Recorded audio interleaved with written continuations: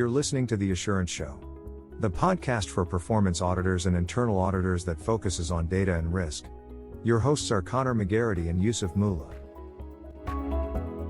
Today we have Steve Rummel joining us, a Senior Analytics Manager, Internal Audit with CVS Health. We're not going to try to explain your background because you can do that best. So it would be good if we could kick off with a little story about where you've come from and where you are now.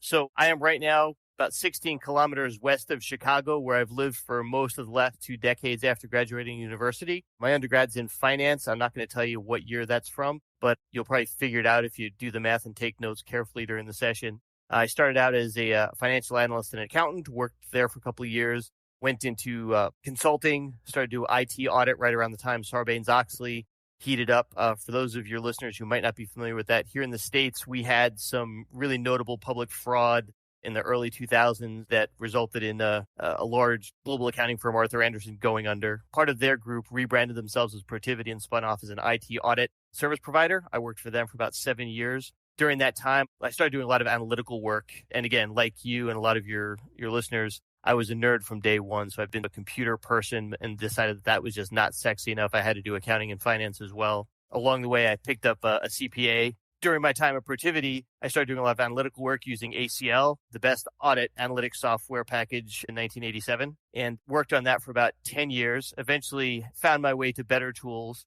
and have been basically doing some variety of that ever since. And for the last 10 years or so, I've spent most of my time helping organizations ramp up analytical functions within their internal audit departments. So everything from figuring out what tools to use, what kind of people to hire, writing job descriptions, working on very detailed, I don't want to call it a vision statement because that sounds a little too generic, but basically sitting down and helping organizations figure out, all right, hey, what does data analytics mean in an internal audit capacity anyway? What's the difference between data science and analytics and just ETL? What can we as an organization do?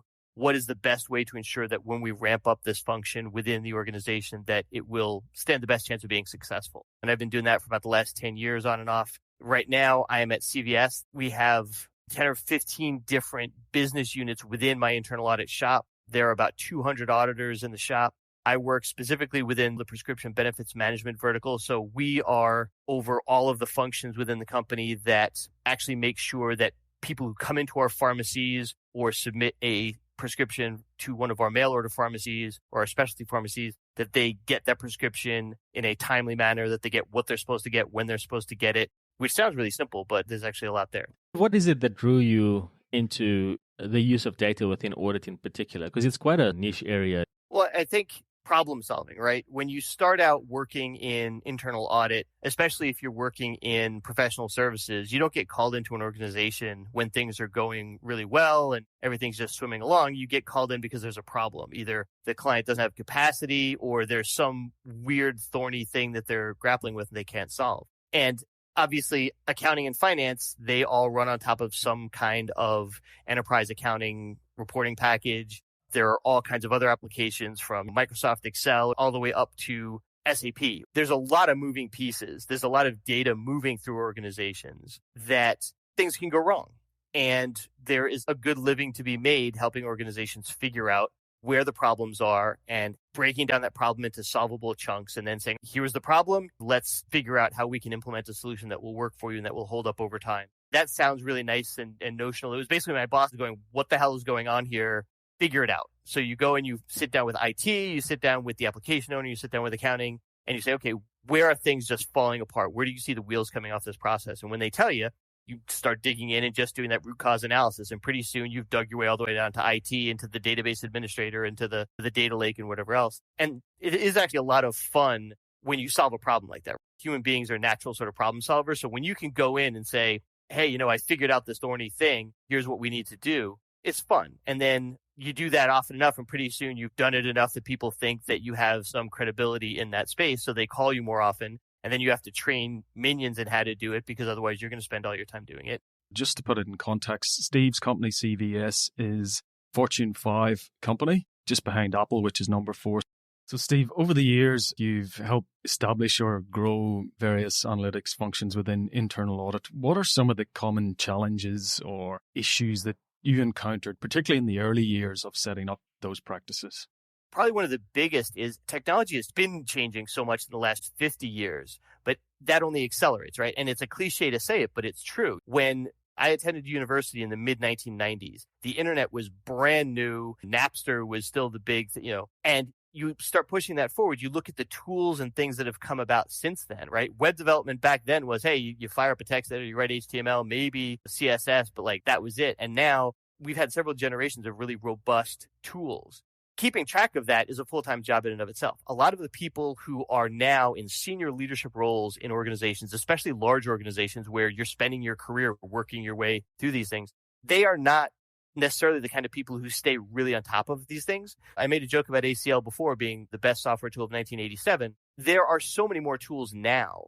You started with ACL and like SAS, but then over time, there are other tools that came out for analytical things. So you've got Python, which is one that I use now, Tableau for visualization, Data IQ for GUI-centered analytics, Alteryx, another sort of GUI-centered, but Data IQ is more web-based.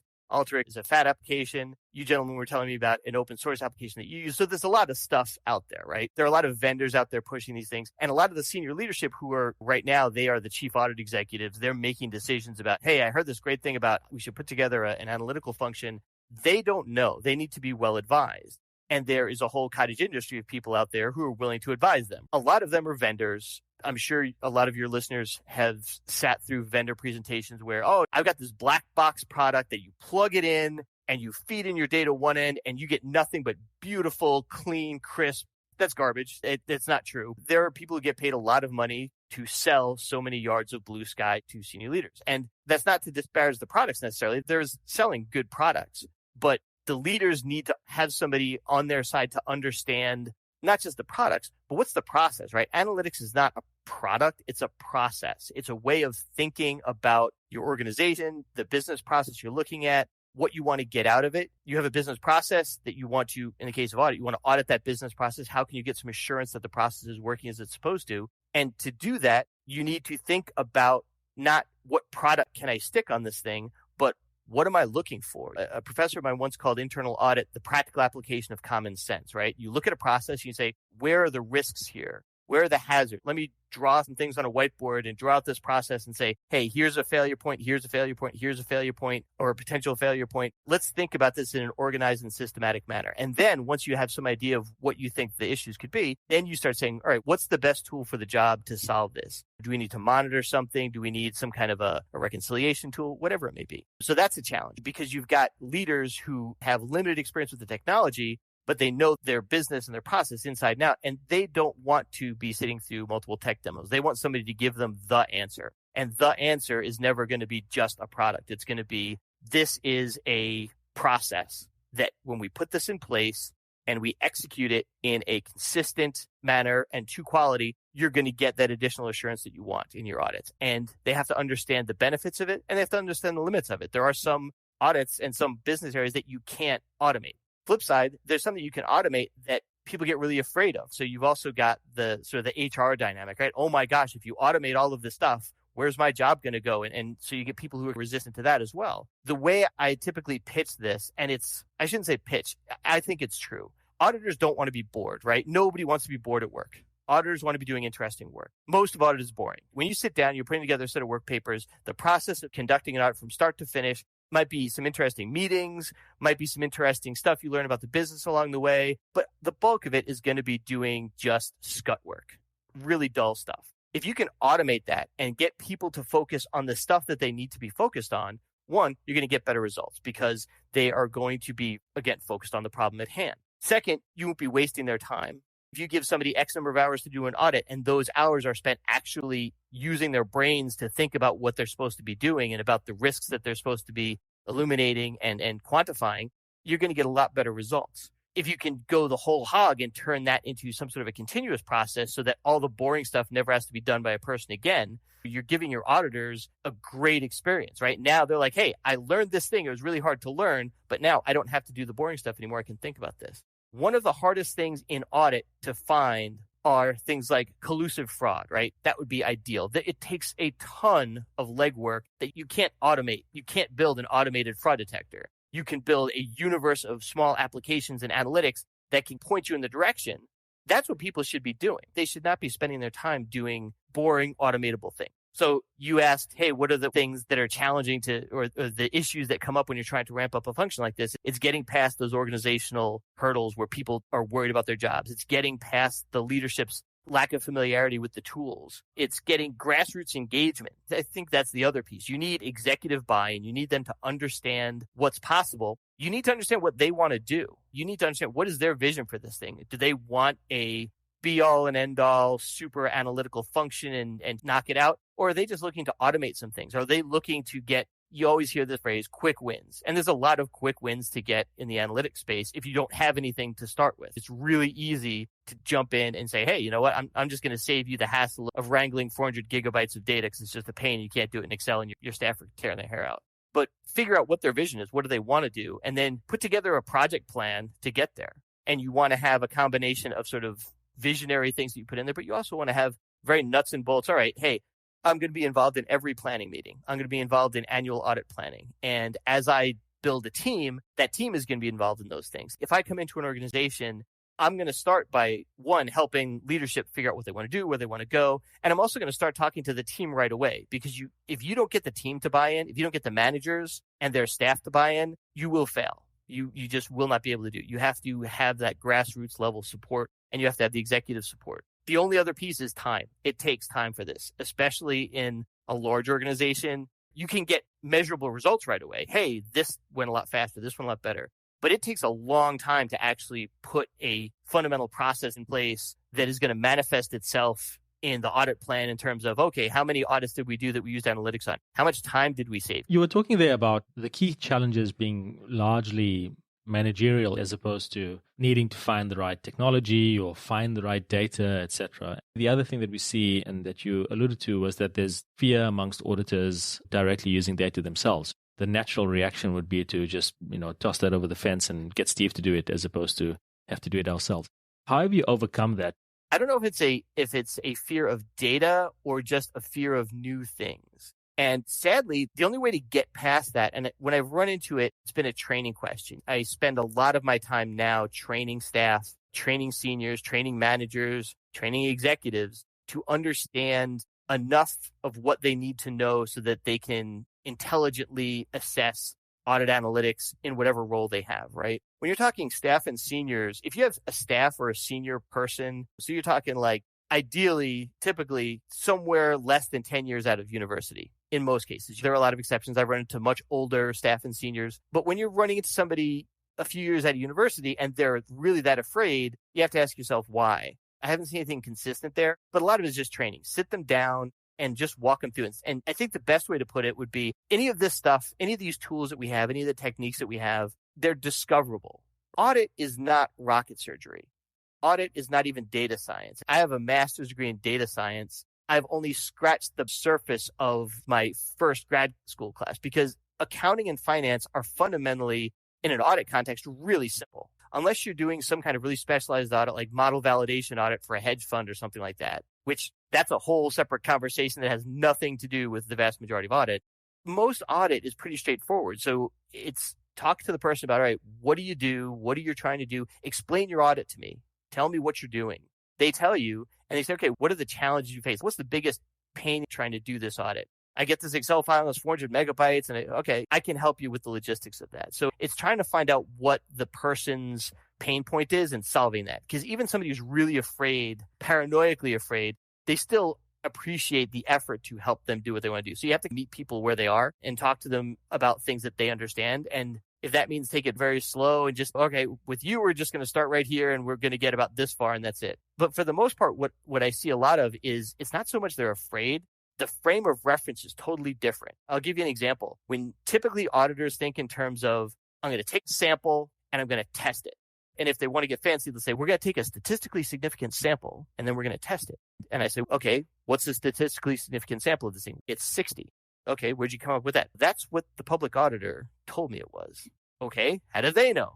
I don't know. It's 60. It's like a magic number. And if they get really fancy, they'll go to a website and say, hey, there's a website that calculates the I'm not sure what a confidence interval is, but I know that this is the value I plug in there, right? So you sit down and you start talking to them about that. You say, okay, well, there's two things at play here. One, they're negotiated numbers, right? You have a partner at a public firm who says, you know what, they're not going to do a sample of 360, even though that would be a statistically significant sample if we wanted a 99% confidence interval. So fine, we'll take 60. There's a lot of that goes on. There is a lot of negotiation in audit. So it's understanding where those pieces fit in. And then two, going back to the audit and say, okay, look, if you want to do detailed testing of a sample of 60, that's fine. But one, here's what statistical significance means. And we actually just did something recently, a big exercise at CVS, where we put together some training to explain to our teams, what does statistically significant even mean? And we walked through 3 pages of a really detailed example of saying, okay, if you did this, and this is how you get a statistically significant sample. And by the way, there are ways that you can change the way you sample, where you get the sample, but then you start testing. You say, okay, if I can go through a certain percentage of it and find no issues, can I cut off testing early? So we start talking about ways to really making people understand what the process is. But the better case, and this is the use case that people have been using forever, and I got this from ACL, and it's the one insight that I love about them.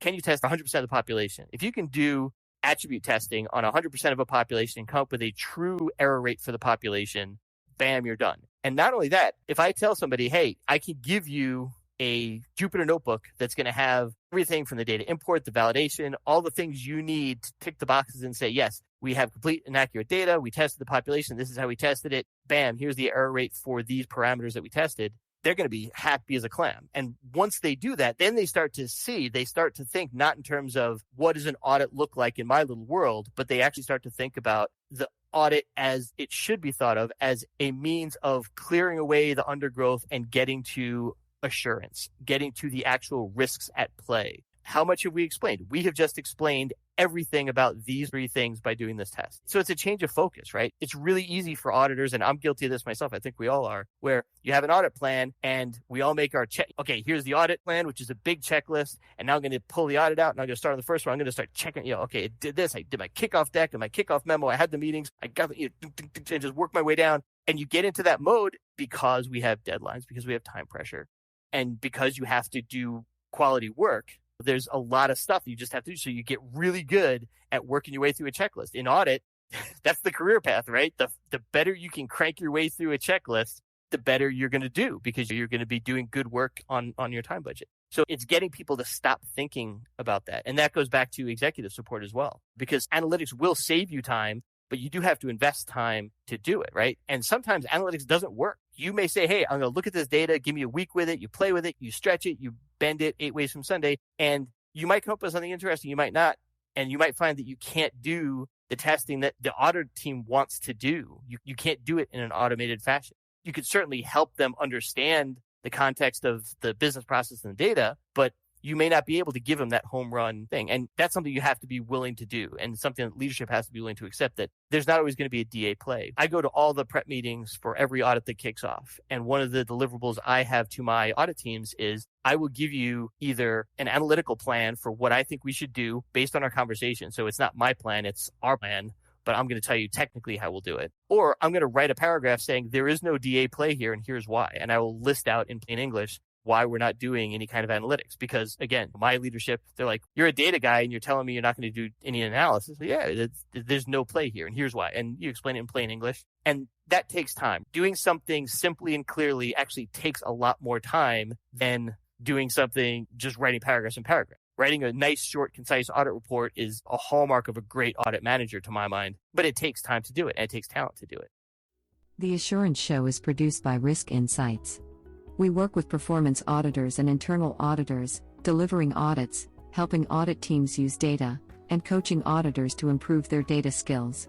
You can find out more about our work at data-in-audit.com. Now, back to the conversation. I'm just going back to something you said there, where you guys like to get in and with the real hairy stuff, get the data analytics team involved as opposed to the auditors themselves, so they kick over some of the more complex analyses to you guys. Is that a sign of success then for you guys when your services, Steve, are oversubscribed? And if that is the case, how do you then prioritize your team's ability to assist the auditors on their projects?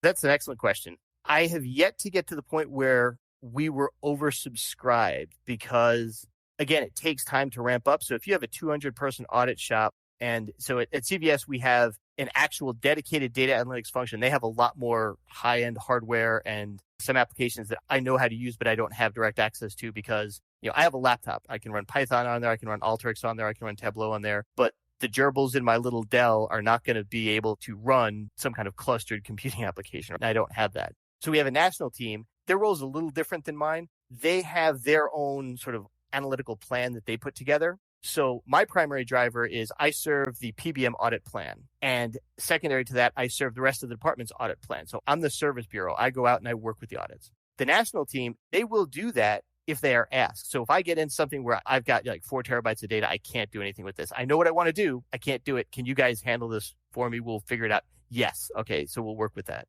But to your question, what do you do when you're oversubscribed and how do you prioritize? Every large organization I've worked for, the audit plans, they span a year. So if you do some planning correctly, assuming you do some planning correctly, you don't really have to worry too much about that happening because you've looked at the audit plan ahead of time and said, okay, we know we've got some audits come up that are going to use our system of record and is going to take a ton of data. So we try to space things out anyway because we don't want to be banging on the same data provider all the time. That's a really good way to lose friends in audit is to always nag the same. If you're always auditing the same business process, or God forbid, you're always asking the same team because you have one data team that supports multiple business processes and they're like, why are you always calling me? I'm like, because we're auditing all the people you serve. So what we try to do is we try to rationalize what we call rationalize our data requests. So if we know that we're going to be auditing from the same data source, and we have several large ones, but if we know, hey, we're going to be hitting this one a lot, we'll reach out at the beginning of the year and we'll tell them, hey, this is what we're doing.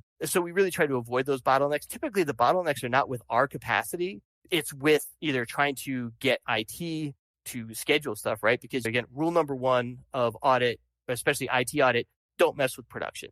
Do not mess with production. So we're respectful of that. We try to have an SLA, a service level agreement with our auditees and IT so we can avoid that. But how do we prioritize? There are times where we will sit there and say, okay, which one's more important? Fortunately, I don't have to make that decision too often because when we do our audit plan, we do what we call a risk-based audit plan. It's a hybrid.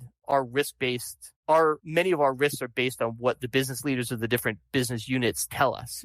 When we do interviews in Q4 of the previous year, we'll say, okay, well, what keeps you awake tonight? What are the new things on the horizon? And we also will look out at the literature and the landscape and say, okay, what's coming in from outside the organization that we need to look at? Are there legislative changes? Are there cyber threats? There, of course, yeah. But we have a ranking of our audits, and it's not hard and fast or cast in stone. But like we know what audits, like, okay, these 5 got to get done, and they take priority. And then these others, if something had a slip, we're going to pick this one over this one. And then we have some that are right at the bottom of our sort of modeling approach, and we accept this going in. At the beginning of the year, we know that not every audit we put on the plan is going to get done.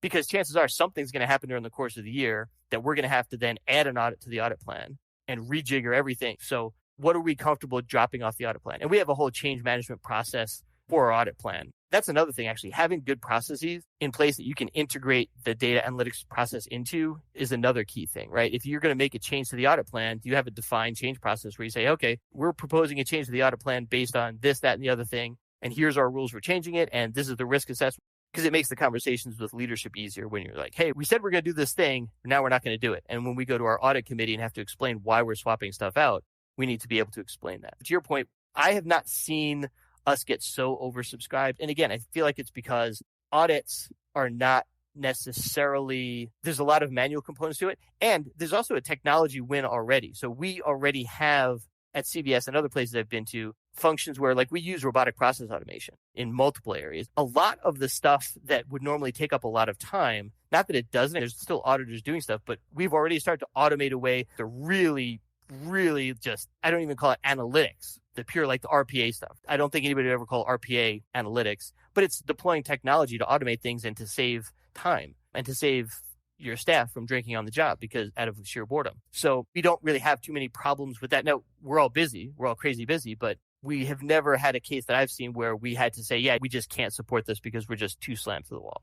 We can usually move things around a week or two here or shift deadlines around a little bit. And I think that's a real key thing too. When you're talking to leadership and you start saying things like, hey, what if I need to move a deadline by a week or two or a month even, or hey, I'm going to take an audit that was supposed to release the end of Q2 and I'm going to push it in the end of Q3 as long as you can make a case for it and your management is reasonable and they're like, okay, I get it. You're going to do everything you said you're going to do this year, but we have to move things around. All right, that's fine. And we have when we go to our audit committee meetings, or I don't get to go, but when our CAE goes to the audit committee meeting and says, hey, we're still doing all this stuff. We had to move this one around. We had to move that one around. Yeah, there's always going to be a certain amount of what percentage of the audit plan is done as of the end of Q2. And if it's not 50%, if it's 40%, then it's like, well, we're behind. No, you're not behind. We've got a whole backlog of them right here. And they're 2 weeks from now, they're all going to be done. Yeah. So to your point, it's a lot of planning and just trying to be organized and consistent and have processes and actually have trust. We have to be trustworthy stewards of the resources that we shepherd and the processes that we audit and our audit process in and of itself, so that when we say we're going to do something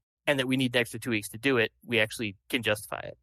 You mentioned RPA there. Just curious what the span of work that would involve the use of robotic process automation would be. Is it primarily in the compliance areas and SOX areas, as you were talking about before, where there's that work that just has to be done every year, as opposed to those that would roll through an audit plan?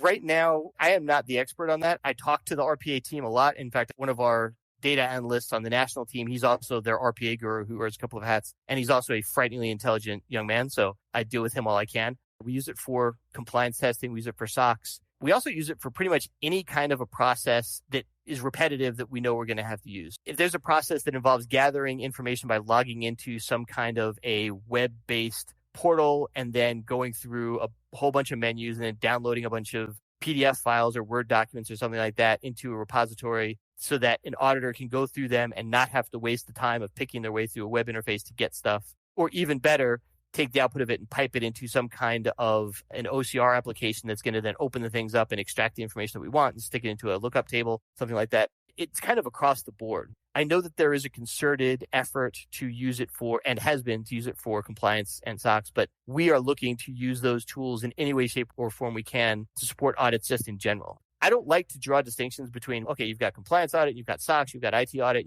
it's a business process, right? If you want to really audit correctly, you're auditing in alignment with the way a business runs. Ideally, not just the business segment, but the way the business segment interacts with other business segments. Like where I am, we have an IT audit shop and they focus on the typical IT audit things. But where I am now, unlike the places I've been before, where if you said we have concerns about segregation of duties on our database cluster, then that's IT audit. That goes to the IT audit. With us, if it's ours and we own it, it's PBM, we're going to look at it. So if that means I'm going to be doing SOD testing, which would normally be in IT, we're going to do it, period. So we deploy tools wherever they're needed for whatever they're needed for. That experience has been unique to CVS. Every other place I've worked in my career, they had very defined places that, like RPA, every place else I've been, RPA was pretty much a SOX thing or a compliance thing. But again, RPA is actually relatively new. It's not brand new, but it's only been big for about the last 7-10 years. And I feel like there's a lot of organizations that don't really use it yet, partly because it takes a lot of time and frankly money to roll the thing out. It wouldn't surprise me to see it get a lot bigger because once you get the thing set up and if you do it right, you can save a lot of money. And again, people stop drinking on the job. CVS actually stands for Consumer Value Stores, which is excellent. And your company objective is helping people on their path to better health. So one of the things we try and talk about in this show is aligning internal audit with the objectives of the company, in which, internal audit is focusing on how data analytics can contribute to the purpose of an organization. Are you able to tell us about one or two of your projects that you've been involved in CVS or elsewhere that have really contributed to that consumer health, or where the end user actually gets the benefit of work done by internal audit? So I can tell you this. I came to CVS precisely because of that. Our CEO, he just retired a couple of months ago.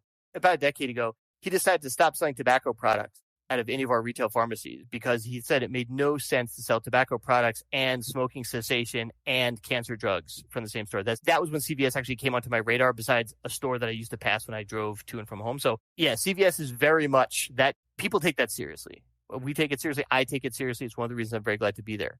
I would like to tell you stories about specific things, but unfortunately I can't. I will tell you this, however. We have pharmacies that deal in literally any drug that you would ever need. So everything from aspirin or, all the way up to cancer treatment drugs and esoteric drugs. And we have a multitude of programs and plans in place that our goal is to make sure that every one of our customers, no matter what plan they're a part of, what employee group they're part of, like American healthcare is disastrously, horrifically complicated. I get to see how the sausage is made. It is every bit as complicated as you can imagine. And I only see it, but like the drug provision. So from the time a prescription comes in to the time it actually gets filled, everything that happens in there. So that is my entire universe all day, every day of the week. We go to great pains to pay particular attention to where there are things that impact people's health dramatically, right? So we have an entire group that does nothing but look at specialty drugs. So God forbid you have cancer or some exotic disease that you need a drug that costs $100,000 a week.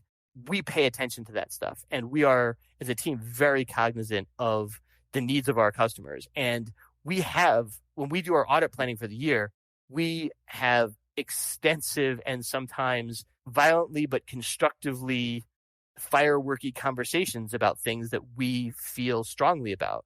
And when we put the audit plan together, that is the entire focus. What are we doing to help our customers on their journey to better health? And if you were to imagine for yourselves what a risk map would look like of an organization that deals in that kind of thing, I can assure you that ours looks exactly like you would hope it would.